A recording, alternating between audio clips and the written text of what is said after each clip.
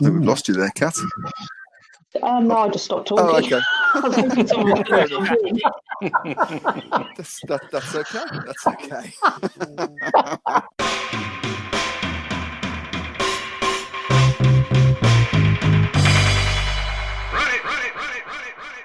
Hi, this is Steve, aka @AllAnthar on Twitter, and here are some more of my gaming vexes.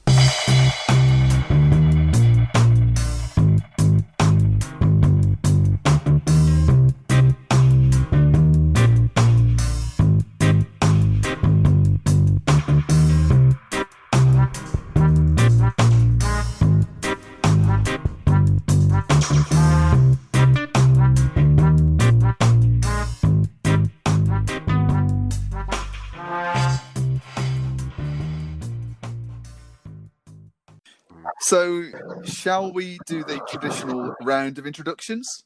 Hi, I'm Kat. I'm at Beer on Twitter. Yep, I'm Dave, at Dave Patters on Twitter. Yeah, Rick Knott, Boulevardier, and at Lintillers. What's a Boulevardier? I think it's a man about town. It's a persona I'm trying to push, but a gentleman of the road. Unrealistic. And last but no least. Yep, hello, Martin. mcookie123 on Twitter. Yeah. All right. So our topic this evening was humour in tabletop role-playing games, which is a bit of a left field one, but I think it was one that you brought up originally, Dave, that you threw in as something for discussion. I suppose what prompted that thought from you? Well, I don't know. It seemed there were lots of people getting very, very serious, particularly on Twitter, about what you could and couldn't do within role-playing sessions going on. I just thought, well, it's a major part of all the games that we get involved Play and in. Enjoy. I think the original reason for sort of saying, look, why don't we have a look at it as a term?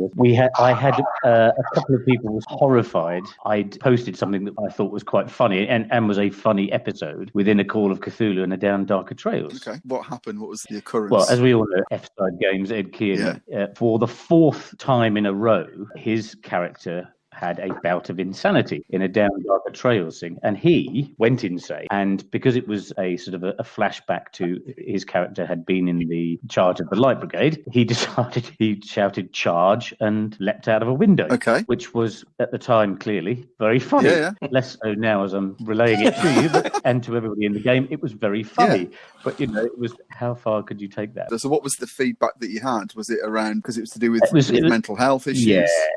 Okay. Do you find that sort of thing funny? And it was, well, in the context of the game. But right. I wasn't mocking anybody for, No. Far from it. But. Yeah. And I suppose part of that is around the social contract, which I think we're going to come back to at a future point, I think.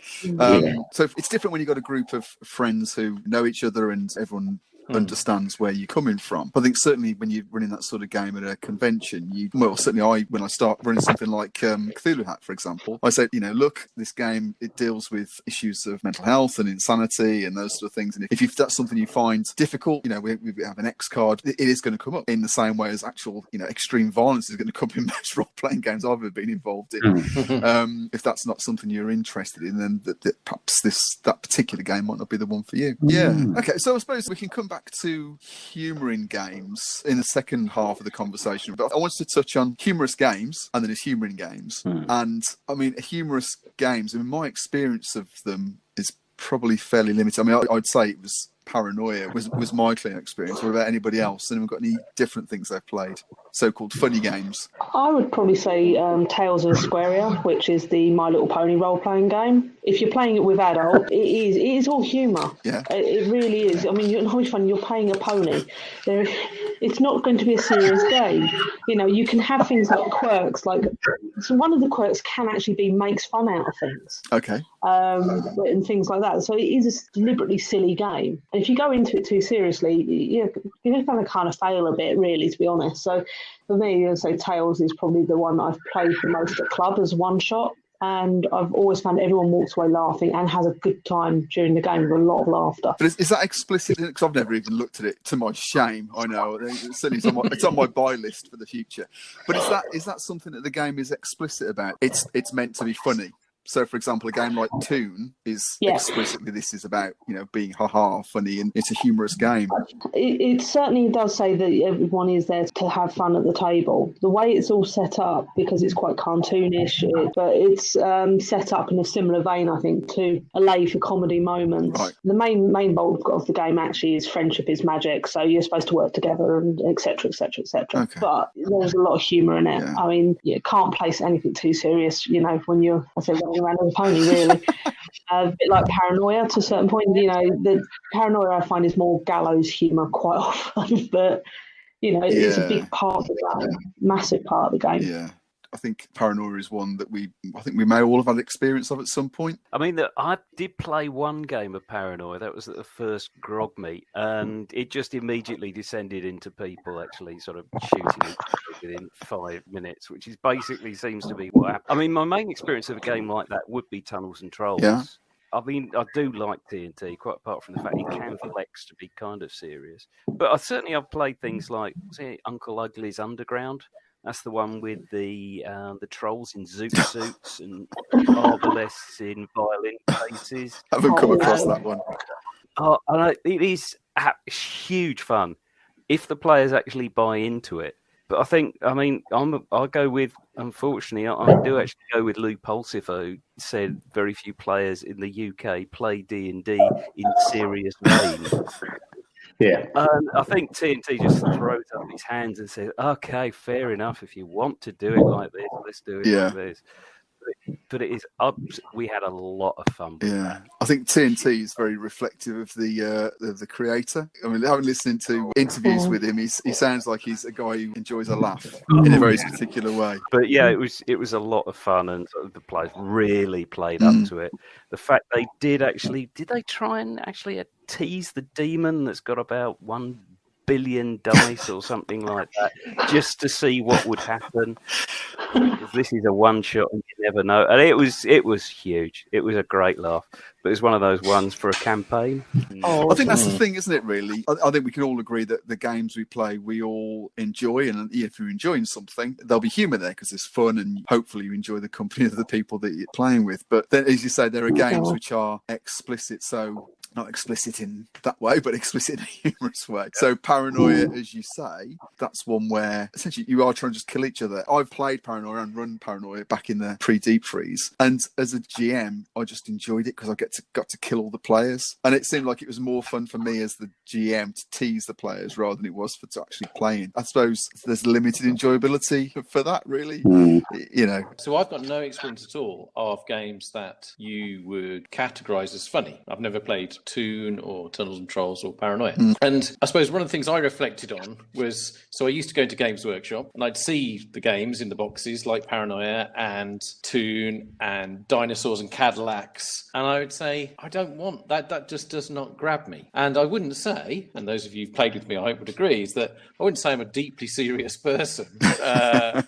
Oh, you do yourself a disservice, Martin. about around the gaming tape. I just, for some reason, they never grabbed me at all. And that's not to say the games I was running and playing weren't full of humour, but the idea of playing a game that is set up deliberately to provide a funny milieu, I don't know, it just didn't grab me at all, and I don't know why. I'm with you there, Martin. The biggest issue I had with Paranoia, and to an extent I guess Toon as well, is that if you have to force the humour out of a situation, I think you've either got to be very confident that you are a funny person and possibly a funny GM, or there has to be some premise behind it that everybody can absolutely buy into. And the times I played Paranoia, I just sort of thought, well, okay, yeah, it can be funny, but it's kind of one joke, as you said, Steve. It's like, right, I'm going to kill you now. Okay.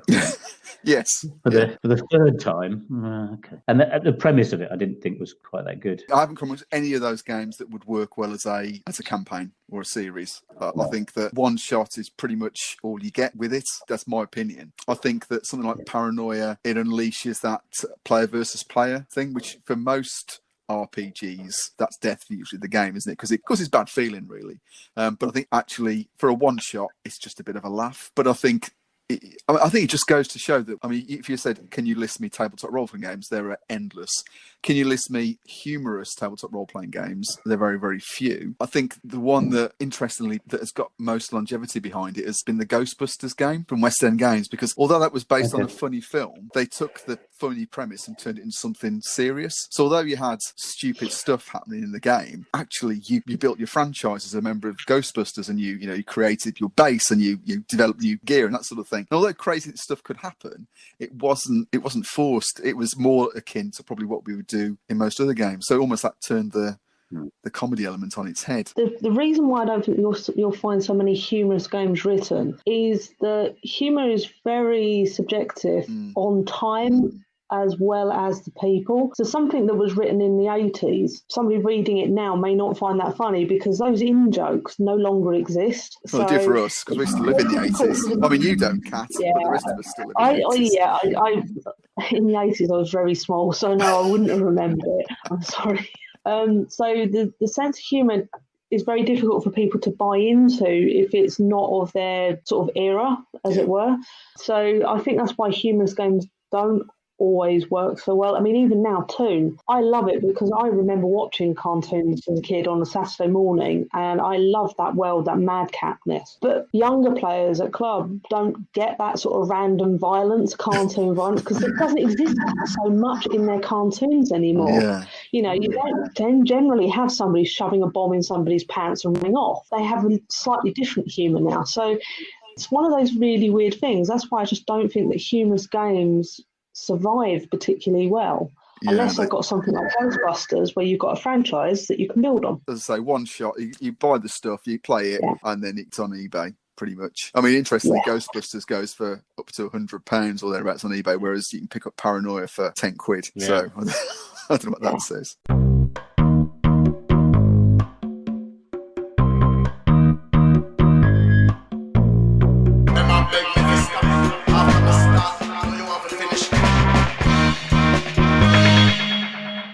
I think we've roundly poo-pooed the idea of humorous games. That why not? Bit of fun, but a novelty.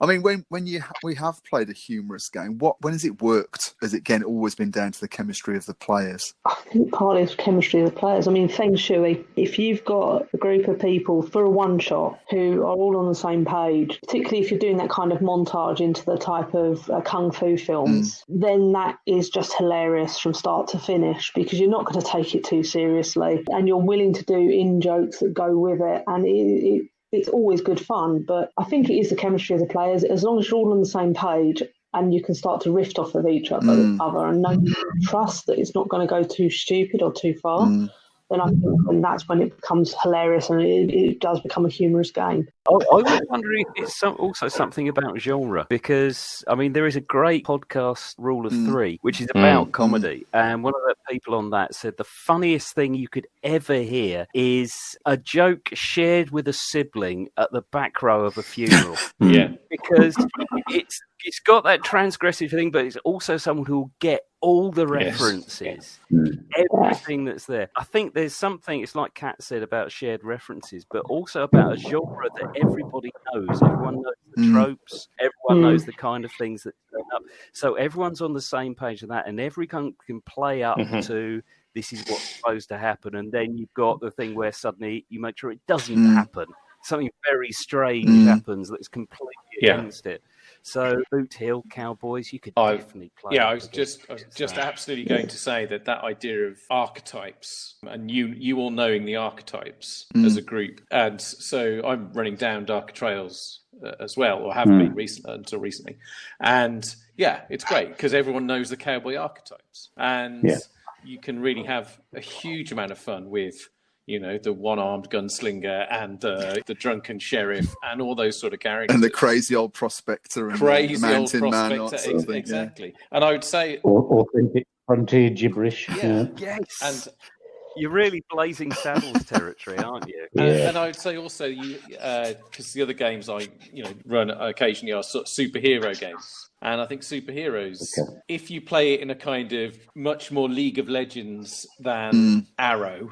So it's much more kind of slightly camp full colour sort of setup. Yeah. If you play it like that, and you've got your sort of monologuing supervillains and shrink rays, expando rays, time travel, and wormholes, it's huge. Okay. I think it's interesting actually, as Martin, Rick, I think everybody's saying as well. It is that sort of, and I think I've found it quite difficult sometimes to get really sort of involved in a group. I find it very difficult to make a new group of people, and I think some of it is actually, now you think about it, is to do with that age difference. Yeah. Typically I'm probably towards the older end of the spectrum of people sort of getting together, and therefore, as I think Martin was talking about in particular, is that you get those references, and I think Rick, you said it too, you get the references instantly and you pick it up in that sort of time. Yeah. So the humour almost necessarily comes out of the fact that you are all singing off the same hymn sheet, as it were. But it's not forced at all then, is it? You get the references. I mean, we all breathe the same air, don't we, in terms of films that we like and the games we play. It's like anything, when you're having conversation with people, they see the world differently to you. I think that's always much harder, isn't it? Okay, all right. So I think it's probably worth just moving on to, humour in games. I think, Dave, that was the original prompt for you. Is it about humour, or is it about what we see as acceptable in games? I think the reason why I sort of brought it up was not necessarily because of any sort of latent criticism that anybody was going to come out with. Actually, how if people were sort of describing what they do, in terms of when they give you the sort of the précis of what's gone on in the game, what the story elements were, some of the incidents that happened. But I think for me, the reason why I come back to it time after time is actually because inevitably, at some stage in the night, you just have two or three really laugh out loud moments that you can't necessarily explain to anybody out of the game, as I demonstrated earlier on. But also it does rely a little bit on those tropes. It does rely on everybody getting in there, but they're usually at times of very, very high tension within the game.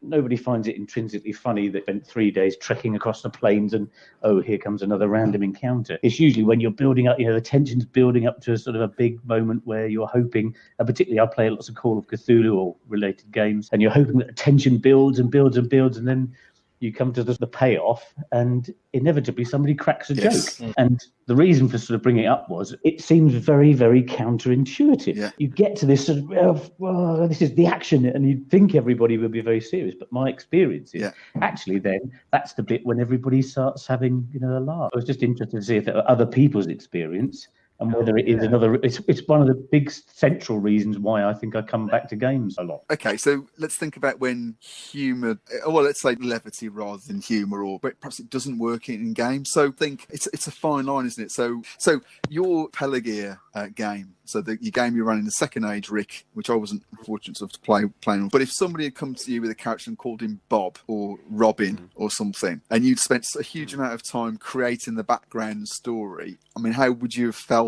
Well, you wouldn't have let it happen in the first instance. I don't know. I think maybe with that one, basically everyone would be on the same page in that game. Particularly, I think, for that game, because it was, it required a certain kind of... a level of knowledge of Tolkien lore, Oh, yes, absolutely essential. So I think in that case, it wouldn't happen.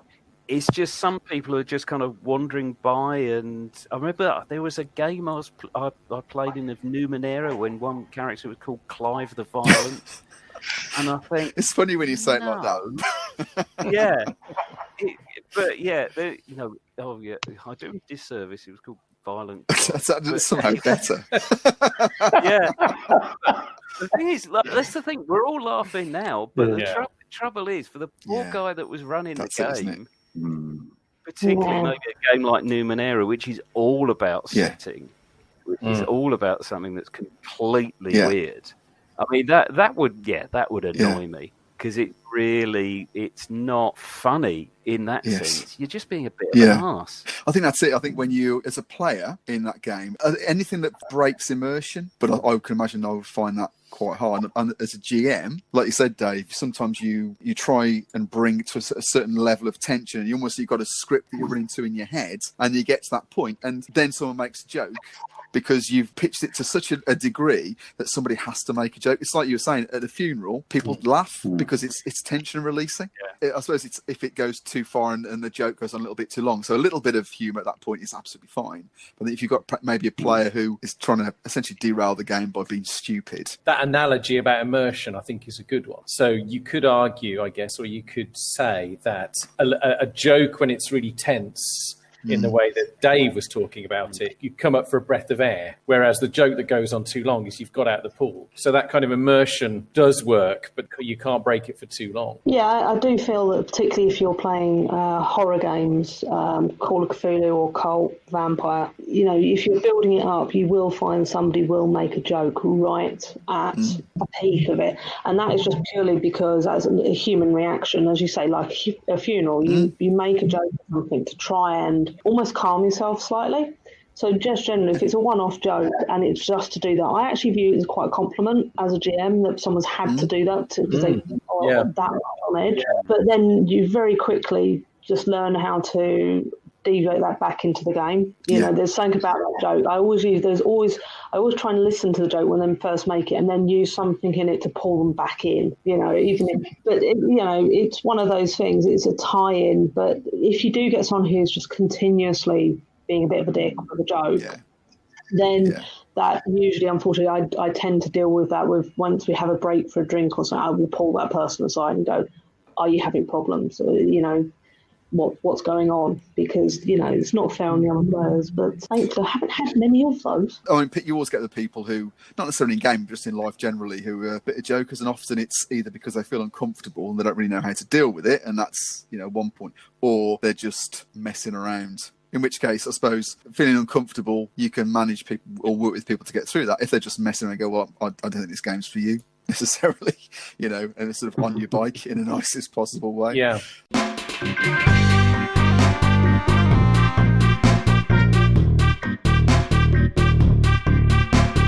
So we talked about when it does work. So it's attention releasing and then getting people back into the game. That's absolutely fine. And we talked about when it doesn't work. I mean, is that something that we're becoming more aware of with like X cards and that sort of thing? I would say that Call of Cthulhu 7th edition addresses it head on, and there's some really intelligent writing in the Insanity chapter about how you should try and keep it separate from real world, and this is designed as a false, exaggerated representation of the dreadful problems that some people have with mental health issues. And I think that that certainly wasn't in any edition up until the 7th edition. There is an awareness now that you have to look at certain aspects of gaming and be prepared to explain to your players what some of the game will involve, like you were saying, Steve, where you say, look, it's a horror game, this is what's going to happen. Or my Fall of Delta Green game, when you have to say, look, it's set in the Deep South in the 1960s, there's going to be racism. Now, I'm going to try and avoid as many things as I possibly can, but the setting demands a certain amount of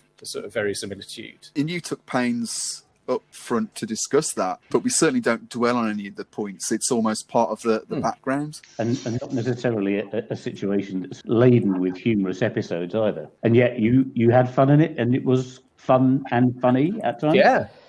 Well, yeah. I mean, just not that aspect, like you said, but not that aspect of it. Yeah. Which not at all. you strive to get that balance of sort of darkness, but everyone's still enjoying themselves. But I think if you're playing a Cthulhu game, and I think obviously, there are other games that deal with other more. I mean, for example, Cult, K-U-L-T. I've never played it, but there are plenty of games out that deal with a broad range of transgressive issues, which I probably would be less comfortable playing with. But certainly, with Call of Cthulhu, you're trying to tell a story in the vein of one of those Cthulhu mythos stories, and in those stories, characters do suffer, as a consequence of what's happened to them. So that if you didn't have that in there, it wouldn't be the same. But as you say, Martin, I think we're in a different era now from when the game is 40 years old. Sorry, that having been said, though, you do have games that are, really in your face, like Lamentations of the Flame Princess. Look at some of the sort of scenarios, some of the packaging and the front covers, and you're thinking, okay, is this sort of Carry On meets D&D? Seems to me like the laugh comes out of the game itself. I don't think there's any need to be. Certainly, having played Lamentations quite a bit with Neil, with Old Scouser Roleplaying, I think the laughter there is very much tension relieving, because it's pretty unrelentingly grim stuff happens in that game. But you go into Lamentations knowing what you're going to get. As you say, it's pretty much in your face. I think it certainly wouldn't be for someone's first experience of role playing. Yeah, and I think Warhammer Fantasy Role Playing is another game where, again, it is unrelentingly grim, but very, very funny. Yeah, it's a sort of an odd. Maybe that's as you said, but maybe actually the humour is not necessarily just humour. It's not the desperate urge to be funny; it's tension relieving. Perhaps. I'd really like to talk about Warhammer and Warhammer Fantasy Roleplay, because I think I still remember playing Warhammer when you had the miniature battles game, and you would buy scenarios from Games Workshop, and one was basically a retelling of Macbeth. Yes, I remember that one. And all the characters had like terribly punning names. Like the gang of Ents was called Clint Eastwood, so Clint Eastwood. Yeah. And obviously I was 14 or 15, and I just thought it was just hilarious. But that has carried on into Warhammer Fantasy Roleplay, where a lot of the underlying things about the world are really, really darkly humorous. So I play with a bunch of German speakers. They absolutely love all the German puns. So all the names of towns and characters in these games are all German puns. And which we don't get. Unless you've got a working knowledge of German. And they are just absolutely doubled over with laughter when some character makes an appearance and the name is given. The games master can barely choke it out. He's laughing so much. And so, but I suppose the thing is, we're playing it as well. I would be playing it as somebody who has no German at all, and I would be solemnly intoning these words, and everyone would be going, "Yes, yes, yes." Whereas someone who is, as you say, German speaker would be thinking, "How ridiculous!" But I think it's one of the things that attracted me to Warhammer Fantasy Roleplay. But when I looked at what's the 40,000 equivalent, Wrath and Glory is the latest one, and that just didn't get me at all, because that seemed it was no humour at all in that. There is no humour in about killing things, and so it's unrelenting. So that just switched me off completely, because at least Warhammer Fantasy Roleplay, I think, had like in the darkness, there were like little veins of silver humour running all the way through. The sort of base rock of the grim. But that came out of GW in the 80s, didn't I? Remember reading there at the Citadel Journal, which was their miniature catalogue, and they used to name all the miniatures, and you had a load of slang, and they were called things like pint of milk a day or got a lot of bottles. Was that which was utterly ridiculous, but as you say, 14-year-old me thought it was brilliant. I don't know. I think we've touched on a lot of the things. So we've talked about players who maybe approach game trying to make too light of it. I think humour in games is inevitable, because at the end of the day, we enjoy it and it's fun and we laugh. And if we didn't, if I was sitting around a table and everyone was sitting there completely po-faced, and I'm thinking, do you know what? I'm just not. This is not fun. And you need to be relaxed as well. I think as a GM, you need to let people have a laugh. And I think if you're a less experienced GM and someone's laughing at that point where you've spent so much time trying to get people to, I think it's learning to let that go, because actually that's part of the experience. Yeah, it is. It's all experience. Humour in games is definitely, both for a player and a storyteller, it is experience. Because as a player, you get far better at putting humour into your characters as you move on, and also know when to joke and when not to. And likewise for a storyteller, it's exactly the same, different. I think if we come back to Dave's original point, which was you talked about something that happened in a game, particularly it was around Cthulhu and Insanity, and somebody found was a little bit offended, I think, that you'd found that funny. I think that's about being clear with your players up front about, these are the topics we are going to discuss, these are the topics going to be covered in this game. I don't doubt that in a game like Cult, which is pretty grim from what I've heard, I'm sure that people play, when they're playing that, even though they're touching on quite sensitive topics, I'm sure they laugh as well, because it's inevitable, isn't it? You're going to cover those topics, tension's going to rise, you're going to laugh, you release it, and it's going to go on again. So I suppose it's almost it is being very upfront with your players about what topics you're going to cover. That was interesting, actually. It didn't go where I thought it was going to go in terms of subjects, but I think there's some interesting stuff in there. Has anyone got any final thoughts? I think just touching on what we just said, the idea of having a social contract with the players, because any game is basically a social construction. It's built by the players and it's built around the players. So if you've got that little community, you know each other, you know what works, you know what you like, and you also know kind of what's acceptable and what isn't. So when you actually got a group and you know each other, that's when it hums along nicely. The trick, if it's a convention or something where you don't know the players, that's where things get awkward. Yeah. If you've got that little community, that little group of people, then it can work fine. It's not a problem. I think that's actually that's a very, very good point. I think what's changed and changed for the better from when, back in the 80s when we sort of started playing, as you said, there was lots of that schoolboy humour and silliness within it. As you said, you kind of built up a sort of a social contract with the people that you've known for a very long time. But one of the things I think has really worked well is this idea of being quite explicit about what the social contract is when you game now, whether it's at a convention or whether it's a new group of people getting together. And you can, and actually I think it's quite liberating actually to be able to say, look, these are the things that are going to happen, these are the things that are not, and then everybody gets the opportunity to say, as you said, where are my X cards, where are my X moments, and I think it allows the games and you as a games master to be a bit more open and a bit less constrained, I guess. And I think perhaps something I've just listening to you, David, is that something else has changed, I think, from when we were, well, certainly when I was like a 15-year-old schoolboy sniggering over puns in Games Workshop, is the hobby has made great strides in terms of inclusivity.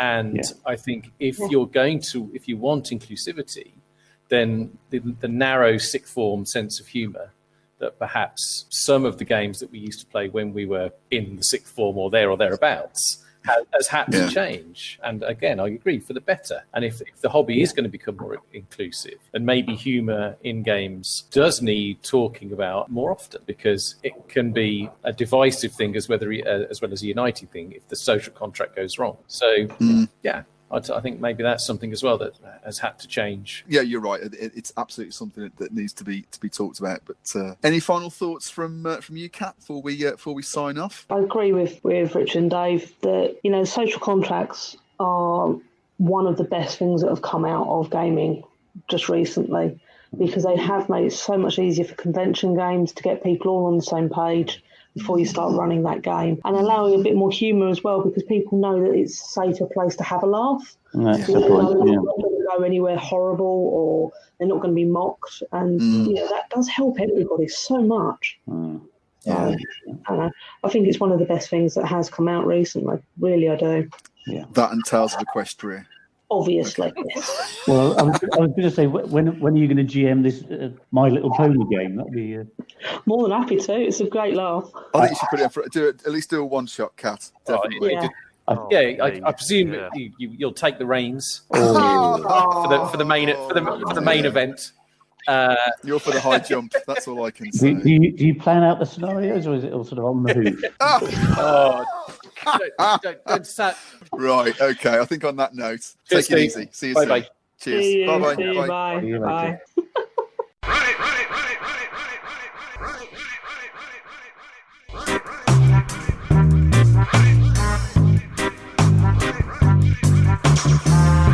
Thanks for listening to another exploration of my gaming vexes.